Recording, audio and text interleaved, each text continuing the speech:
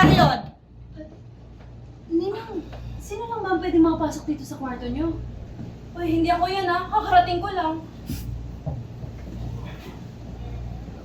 Walang aalis ng bahay. Walang lalabas. Kailangan may managot. Lahat ng gamit nyo, titignan ko. Kundi lahat kayo suspect. Jordan, bantayan mo yan.